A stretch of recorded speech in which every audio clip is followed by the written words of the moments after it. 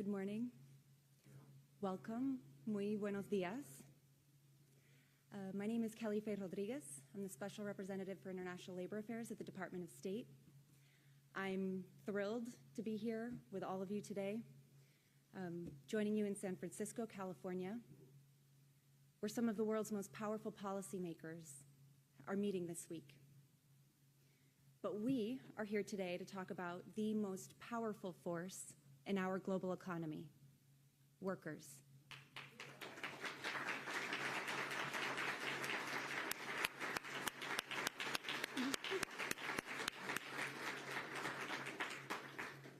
Workers are the heart and soul of our country. Workers are the best of us, of our economy and our society. Today, the Biden-Harris administration launches a new federal policy that centers labor in our foreign diplomacy. This new pro-worker agenda honors people from around the world who, through their labor, dedicate themselves every day to provide for their families, to improve our communities, and to enrich our lives.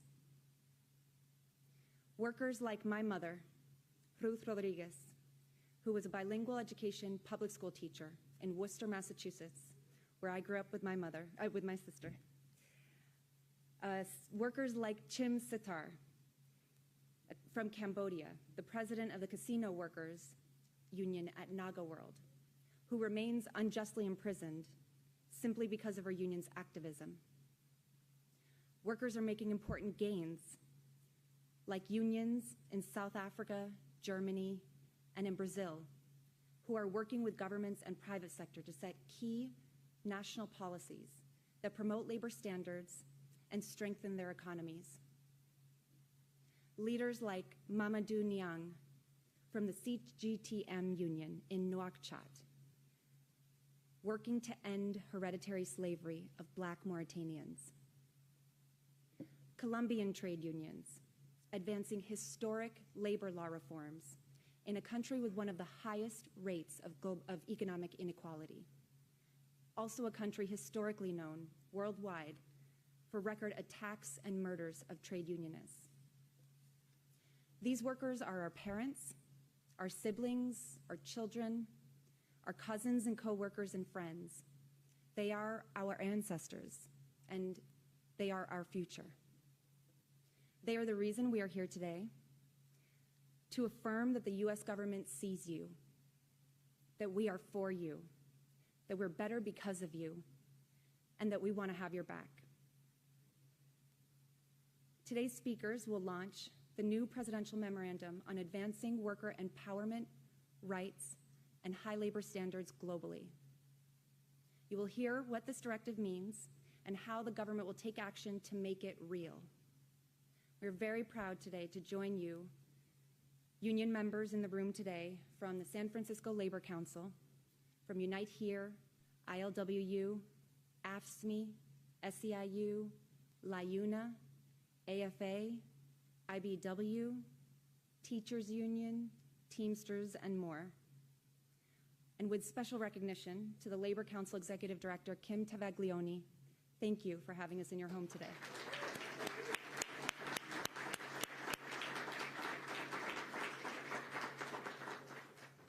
Lastly, we'd like to recognize the workers, Starbucks workers who are picketing today, and the Unite Here Local 2 workers from the Bay Hotel who are on strike this week. Thank you. Thanks for coming. First, we will hear from Secretary of State Antony Blinken, then from San Francisco Building Trades Council Secretary Treasurer Rudy Gonzalez, then from U.S. Trade Representative Ambassador Catherine Tai, and bringing it home, Acting Labor Secretary Julie Su will grace us with her closing. Mr. Secretary.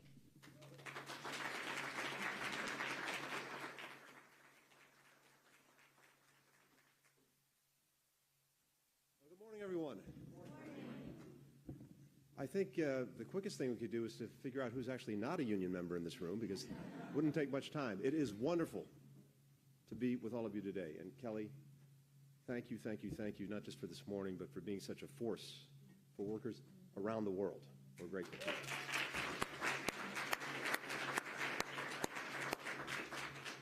To my incredible colleagues, our Acting Secretary of Labor, Secretary Sue, Ambassador Tai, friends, colleagues who, by their leadership and by their partnership, are advancing labor rights here at home and around the world. And I'm especially honored to be joined today by the one, the only, our Speaker, Nancy Pelosi.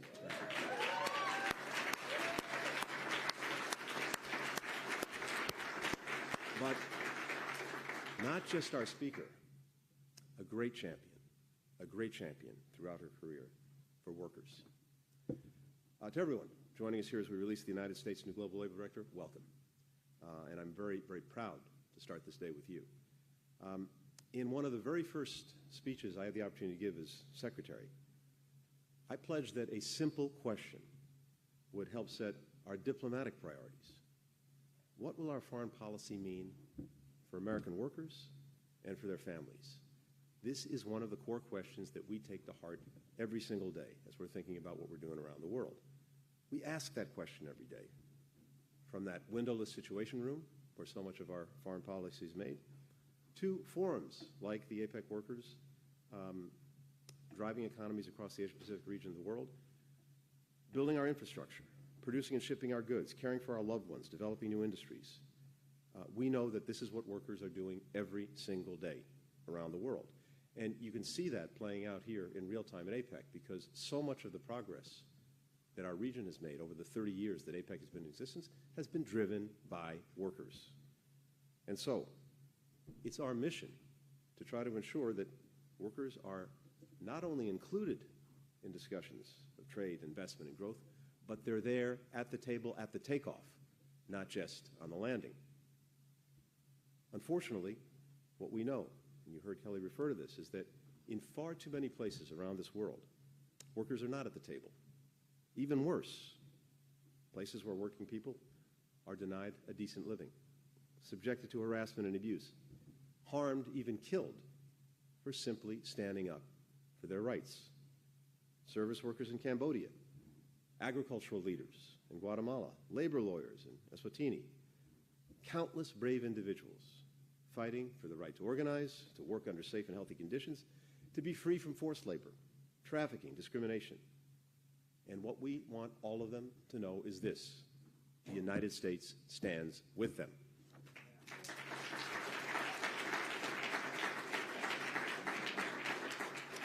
It's pretty basic. We believe that every worker deserves to have their rights and dignity respected. That aligns with our deepest values. It also advances our interests because it's one of the most effective ways to promote broad-based, inclusive economic growth, which ultimately benefits American consumers, workers, businesses, investors. This is, we know it from our history, we know it from our experience, this is what lifts entire societies. Just look at the positive effects of unions, something this group knows better than anyone in the world. Unions raise wages for their members, but also for everyone else. Unions reduce gender and racial pay gaps. That makes societies fairer. Unions increase productivity, since better working conditions mean healthier and more efficient workers. And they help strengthen our democracies, which makes for the United States much better and more reliable partners around the world. For all these reasons, the United States government has been taking action to promote and defend the rights of working people, both here in the United States, but also around the world. Advocating for the rights of workers and raising labor standards, that is a central part of our diplomacy. It's a central part of our efforts at the Department of State. So, as you heard Kelly say today, President Biden signed a new presidential memorandum on advancing worker empowerment rights and high labor standards globally. And what this does is it formally recognizes that labor rights are key to our national security and to our foreign policy. This is not simply a domestic issue. It is for us a matter of national security, a matter of foreign policy. And it lays out, and I'll just address them very quickly, 5 lines of efforts to proactively integrate and elevate workers' rights around the world. First, we will engage governments, workers, labor organizations, trade unions, civil society, and the private sector around the world to protect and promote respect for internationally recognized labor rights. That means, for instance, that all of our ambassadors, all of the folks running our embassies around the world, will engage with workers, with unions, so that their voices are reflected in everything that we do. Second,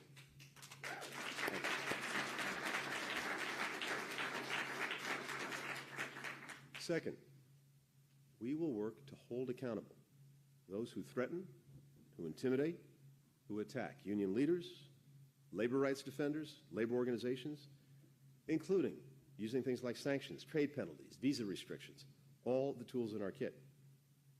We want to be there for people like Kalpona Adkar, a Bangladeshi garment worker, an activist, who says that she is alive today because the U.S. Embassy advocated on her behalf. When we use our voice, when we use our advocacy around the world, we can make a concrete difference in making sure that those who are trying to advance labor rights are protected and defended. Third, we will strengthen the federal government's capacity to advance worker rights abroad by prioritizing greater job opportunities for employees with labor expertise, training our personnel to know about worker rights, to look for and prevent abuses. Fourth, we will work with governments and multilateral institutions like the United Nations, the G20, to promote labor rights and standards. This will be part of the work that we do in these international organizations where so many of the rules are set. You see, it happens in windowless rooms around the world, but it's important. The standards, the norms, the rights that are established, these have a profound effect around the world. We're going to be in there making sure that we're advocating for labor. Finally, we will step up our due diligence and enforcement to ensure that our own trade agreements, supply chains, protect workers, and that we're not importing goods made with forced labor.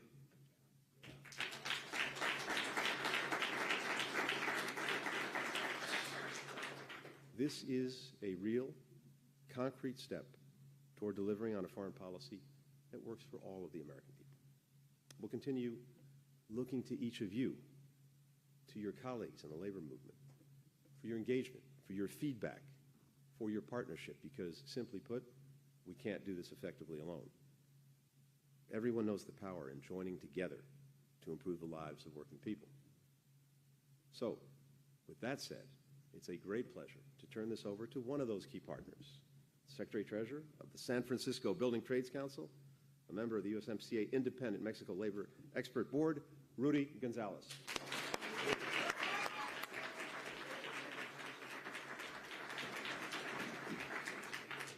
Thank you, Mr. Secretary. It's an honor to be here, not just for myself, for my family who came here seeking a better life, but for all the workers that we represent.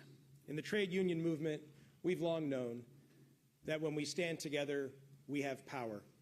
I would be remiss if I didn't mention that we're standing in a hotel that many of us walked a picket line on in 2018 for 63 days.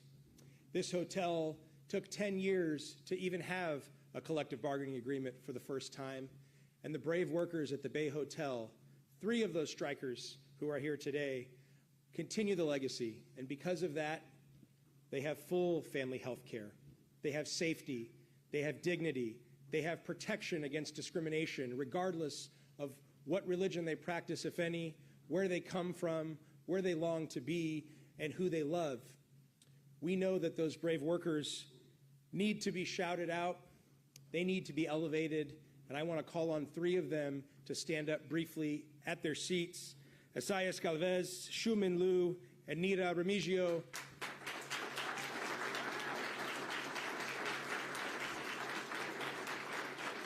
They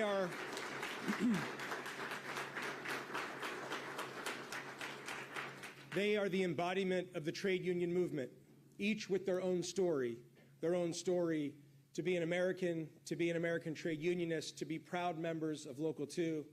I'm looking at my kids who are here, Jules and Isaac, and they know that all day, all night ends with Local 2 on strike. I have to say that the enforcement at home is as important as the enforcement abroad, and we could not be more proud of U.S. Trade Representative and Ambassador Tai, of Acting Secretary of Labor Julie Su, the Frances Perkins of our times, and of course our Secretary of State, who has International President Willie Adams of the Longshoremen Union reminded us just moments ago in another room that we have restored the dignity and our rightful place on the world stage. And that matters for democracy, that matters for global security, but it also matters for the power of the international trade union movement. And so we thank the Secretary of State for your leadership.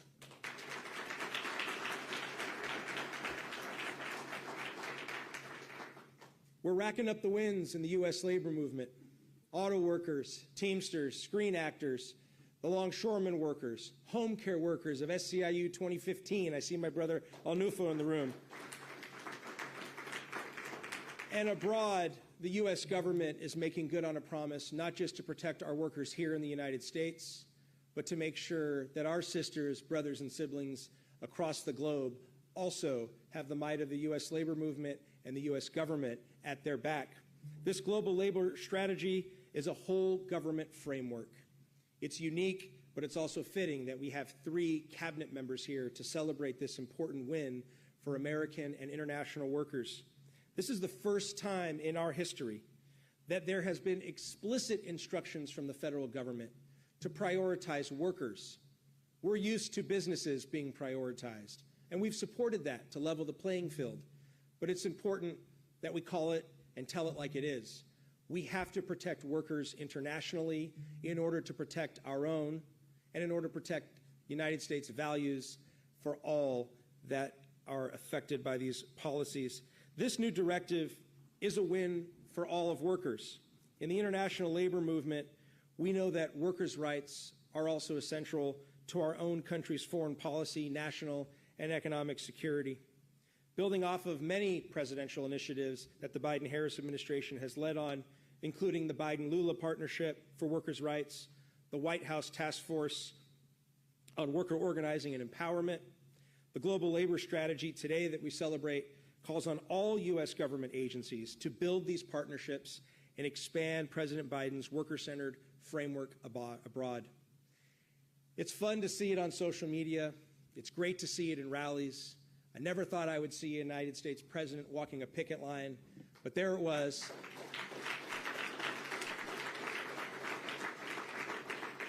But oftentimes, as our Secretary of State alluded to, the devil's in the details, and these negotiations happen often, not in the public and very much in private.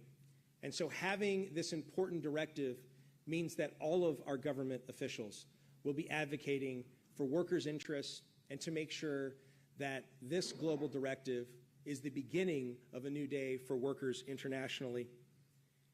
This will importantly create measures that enable swift responses when there are violent threats, like we see in Mexico with the blacklisting of manufacturing workers. We know that we can do this work. We know that when we are coordinated, as we were through Ambassador, U.S. Trade Representative Ty's work at the time, and our Speaker Emerita Nancy Pelosi's steadfast negotiations at the table when we won worker protections in the United States-Mexico-Canada agreement, we know that rapid response mechanisms can have an impact. We know that we can impose sanctions, and we must pursue these cases to the fullest extent of the law and support the workers on the ground who are organizing. This takes that framework, it builds upon that success, and it takes us to the next level of international labor rights. By raising worker issues to the highest levels of our government, this new directive underscores President Biden's commitment to all working people. This strategy recognizes that no matter where we live, all workers deserve to have dignity and respect on the job. There's a lot of attention to our fine city, and like many of you, I'm a proud native son of San Francisco. Speaker Emerita Pelosi has brought leadership and dignity and our values across the nation and across the globe, and I want to especially thank you for the honor and privilege it has been to serve alongside of you in our roles. So please join me in thanking Speaker Pelosi.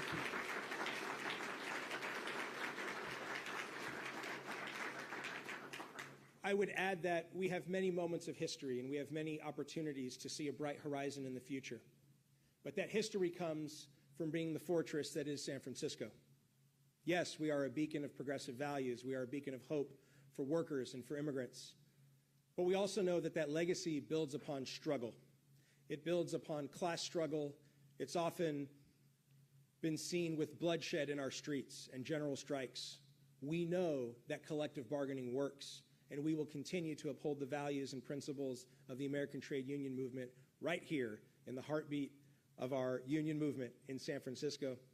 I couldn't be more proud than to introduce the next speaker.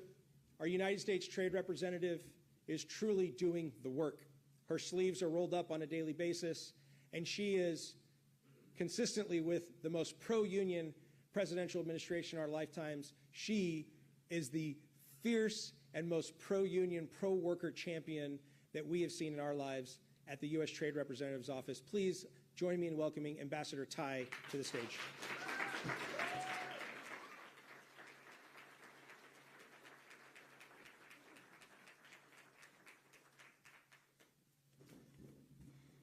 Thank you so much, Rudy. I'm truly, truly honored by that introduction and incredibly inspired by your words. I just want to start by saying, what is the U.S. Trade Representative? A lot of my conversations start this way because we're a small agency and it's a kind of a niche job. I just do one thing, and that's trade. By statute, I am the President's principal advisor, negotiator, and spokesperson on trade. I just wanted to talk a little bit about being a negotiator in this room. It's actually incredibly humbling to be a negotiator in this room, from our union leaders and our union members, Secretary Blinken on the world stage, Julie Su, my dear friend, also my inspiration in the administration, would say that your record in terms of facilitating successful outcomes has been a perfect one so far.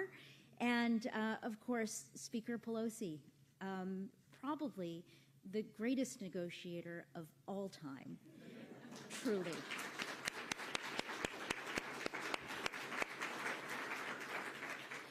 I wanted to share with you because earlier in my career, I had the incredible fortune and privilege of seeing the speaker in action. And words that she is really known for are know your power. And I think that there are a lot of people in the world who want to know their power. But when I've watched the speaker in action, what I know is that knowing your power allows you to be effective.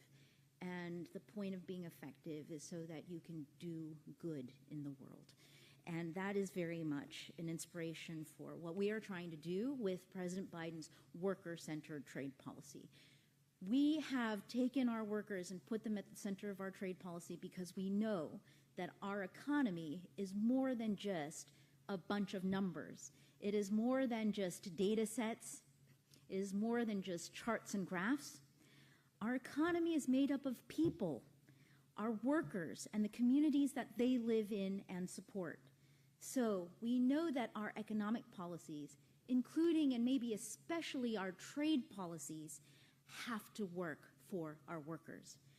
Our trade policies need to empower our workers, to equip our workers to succeed, not just today, but also for the generations to come.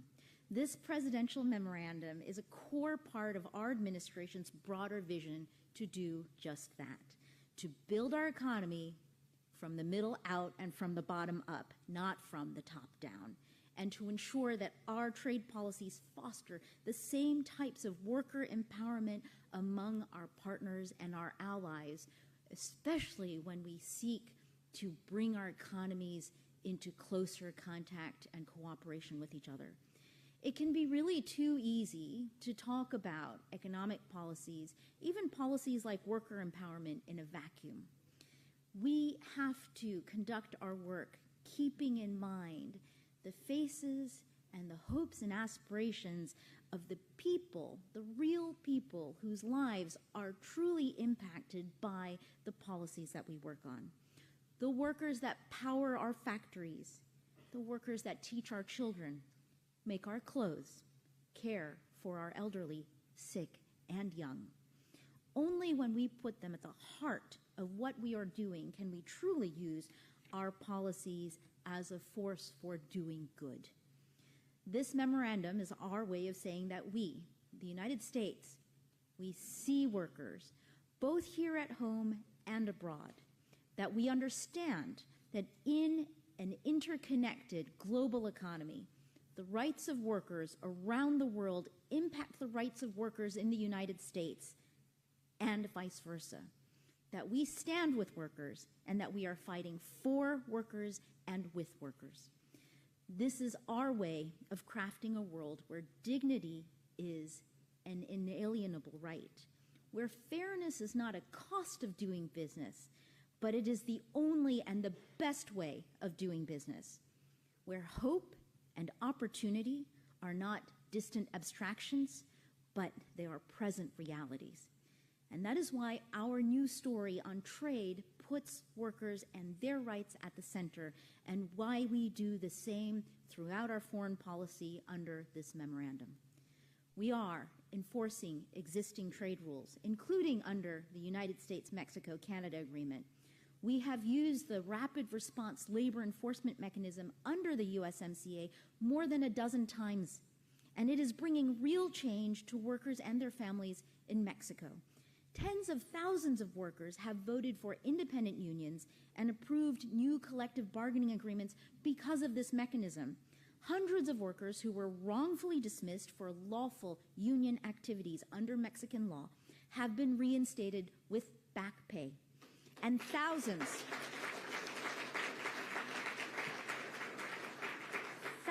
have received significant pay increases and improvements to their working conditions.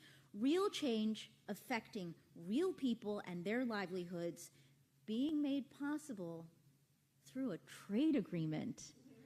We are so proud of the fact that we have tools that allow us to flip the narrative on its head, that trade can be a force for good and trade can be a tool for raising living standards and for empowering workers abroad and therefore at home.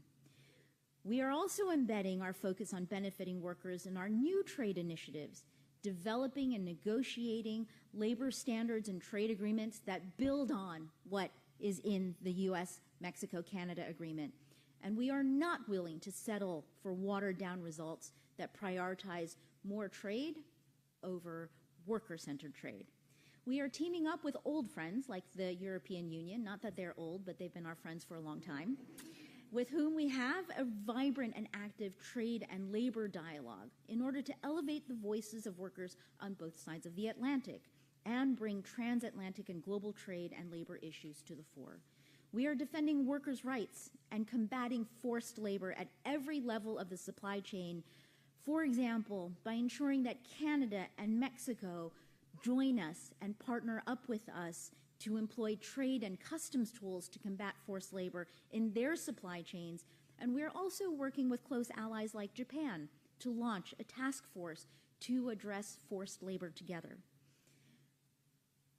It's kind of incredible for me to say this, but we are also doing work at the World Trade Organization to revamp that entity so that it can take workers' interests into account. The common thread through all of this is our commitment to bring workers' voices to the decision-making table, to craft our trade policies with and for workers, to meet them, to meet all of you and your communities where you are, where you live, where you work, where you raise your families, so that your priorities can help shape our policies. I'm thinking of Steve Dawes and his team in Flint, Michigan, whom I met 2 years ago for UAW Local 598.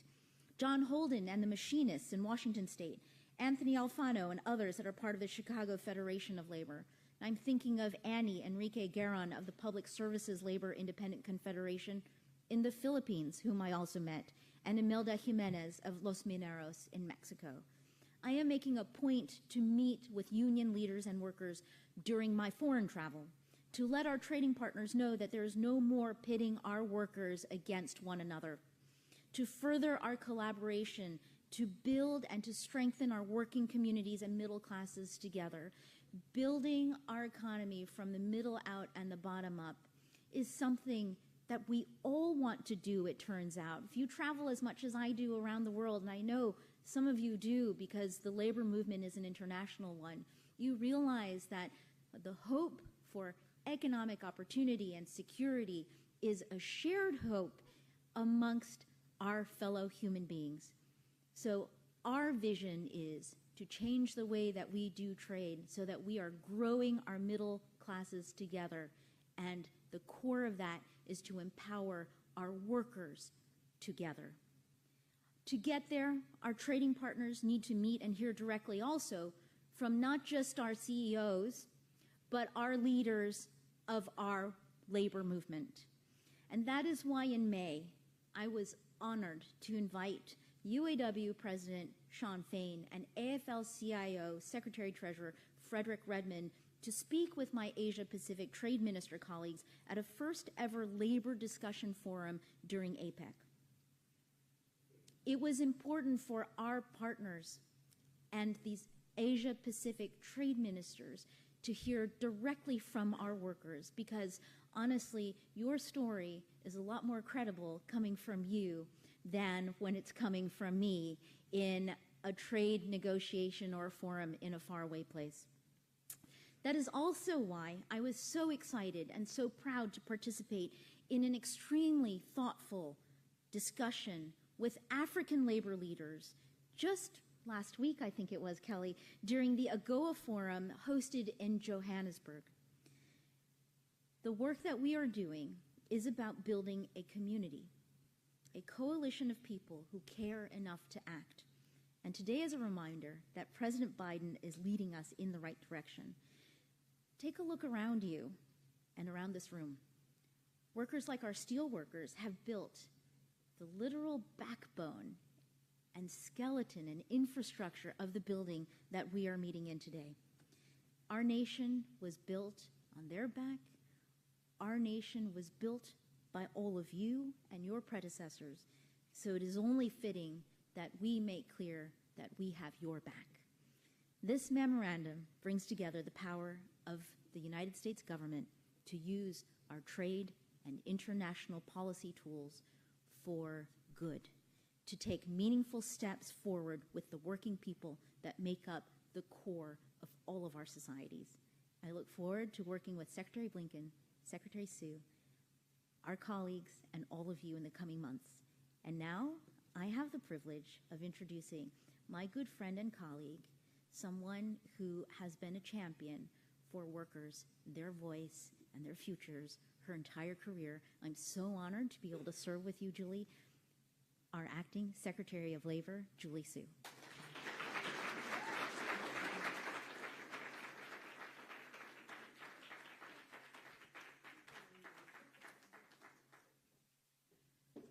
Gosh. All right, so now I have to do what Kelly said, which is bring it home, right here at home. But thank you so much for that, Catherine. I am so grateful for your leadership and your partnership. And under your leadership, the United States is writing a new story about trade and making clear that labor rights are not an obstacle to trade policy. It's really a cornerstone of it. And there is no one better to lead us and make that real than you. So thank you very, very much for... And I also want to, of course, thank Secretary Blinken for what everyone has already said, but also his deep dedication to lifting up workers and workers' rights and workers' voices all around the world. And I want to recognize our Speaker Emerita, our Speaker, Nancy Pelosi, who...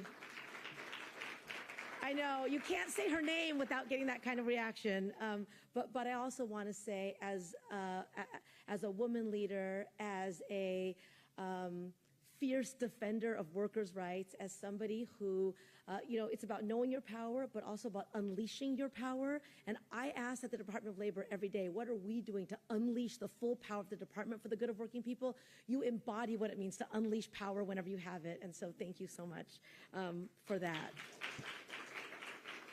And I want to thank Brother Rudy Gonzalez, for being such a phenomenal leader. We were just together here in San Francisco recently, and it's so amazing to be here with you again and to be with everybody in this room.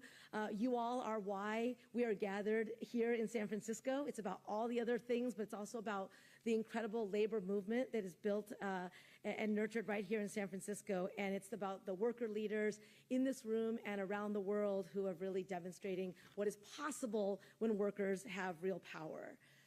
So as you all know, every worker deserves a just day's pay for a hard day's work. Every worker should come home healthy and safe at the end of the day. And every worker should have a right to join a union. And these are not just American values. They apply to workers around the world. And in President Biden's America, we want to lead by example. So we are supporting workers across our country, from healthcare to hospitality to Hollywood, from teachers to flight attendants, from delivery drivers to longshoremen, who are demanding their fair share and who are saying that we deserve to be valued. So let's look at the auto industry. We've already talked about that some, but last week I was with President Biden in Belvidere, Illinois, where a factory that had been closed is now going to reopen. And it's not just going to bring back jobs, it's going to grow new jobs. So the future of an industry that's in transition is going to be built by union workers. And that only happened because unions had a seat at the bargaining table and was able to demand that kind of outcome. And that's right. I mean, that's in addition to the historic wage increases and the benefits and the retirement and having a say in the future of the industry that was demonstrated by that particular negotiation. And as so many of you in this room know, as President Adams knows well and gave me the great privilege of seeing up close in his negotiation, collective bargaining works. And wins for unions are not just wins for union members, they're also wins for non-union workers. We're seeing that again in the auto industry with the wage increases that have already been made in non-union, by non-union companies. President Sean Fain calls that the UAW bump, and he is right about that. And we see that in all kinds of industries today. And you all know that leadership matters. And we've seen positive trends for workers' rights and increased power for unions and for collective bargaining, and in that process, because we have a president who supports workers using their voice. It's different when I walk into the room and can say that this president believes that the only people who can decide whether a contract is fair are the members themselves. And that matters, and that's why Union Joe is making a difference, and that's why having the most pro-union, pro-worker president in history is making a difference, and that's what we celebrate today with this presidential memorandum.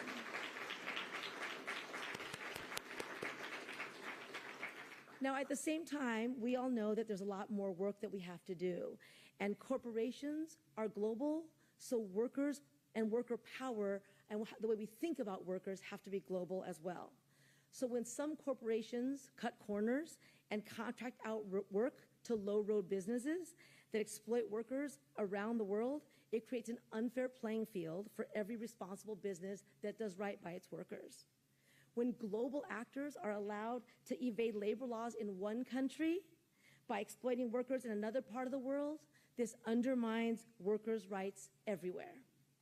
And when workers are harassed, discriminated against, and attacked as they produce things that are sold all around the world, we cannot simply look away and ignore the ways that our global economy brings with it global responsibility. In other words, what happens in Bangladesh also affects working families across the United States, from Birmingham to Boston to Bellingham. And in recent weeks, in Bangladesh, garment workers have been risking their lives and in some cases have even been killed protesting for a fair minimum wage. This is unacceptable. And that's why today's announcement is so historic. Now, for the first time, the United States will use a whole-of-government approach to elevate labor rights around the world. At the U.S. Department of Labor, this is core to what we do. So when my team meets with leaders at ministries of labor around the world, we advocate for workers' rights to organize and collectively bargain. To further this work, we've expanded our network of labor attachés around the world from 1 to 10. And they work closely with their State Department counterparts to embed labor rights in our foreign policy. You already heard both Rudy and Ambassador Tai talk about our work in Mexico, and we are grateful to work under the great leadership of Ambassador Tai and her team, as well as the Mexican Labor Ministry, on making sure that the provisions of the USMCA are meaningful and real, and to build an infrastructure so that Mexican workers can truly have a union of their choice.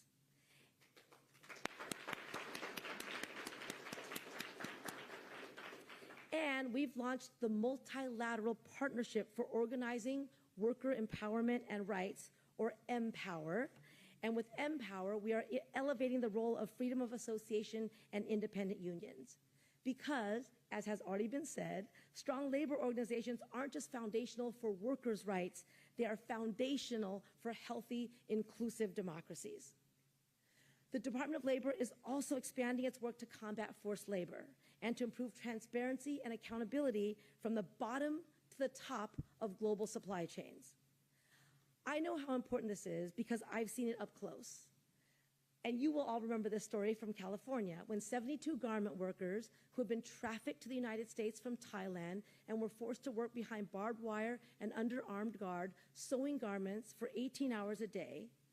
This happened in part because these workers, who were overwhelmingly women, faced poverty wages or lack of opportunity at home, which made them vulnerable to traffickers who promised them a good job in the United States. And that promise turned out to be a lie. They sewed garments right here in California until their fingers were raw and their vision blurred. And once these workers were discovered, they did the unimaginable. They fought back. And I was privileged to be their attorney at that time, and we brought a challenge against the multi-billion industry in which they were working. Because human trafficking is just one of the many examples of how labor abuse and lack of rights for workers in one part of the world makes them more vulnerable to abuse elsewhere, and how the global demand for cheap labor also makes workers vulnerable in every part of our globe. And in the Biden-Harris administration, we are using every tool we have to stop this.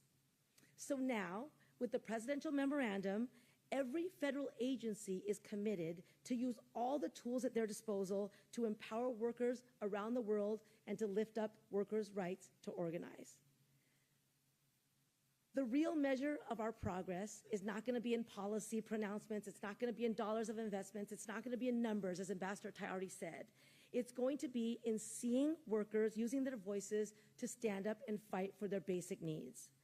It's going to be in more workers joining together and exercising their fundamental rights to organize. More workers rejecting the message that they've been told their whole lives that they should just keep their heads down and know their place. Because we in this room know that workers' place is at the table, it's on the picket line, it's in the headquarters where decisions are being made, and that's what it means to have a pro-worker, pro-union president who believes in worker power and workers' ability to demand more. And this will happen when we see more workers gaining their footing in the middle class, not just in this country, but around the world. So I look forward to continuing to work with all of you here and around the world to make sure that the U.S. government leads by example and that we make real and profound progress together. Thank you all so, so much. And let's get it done.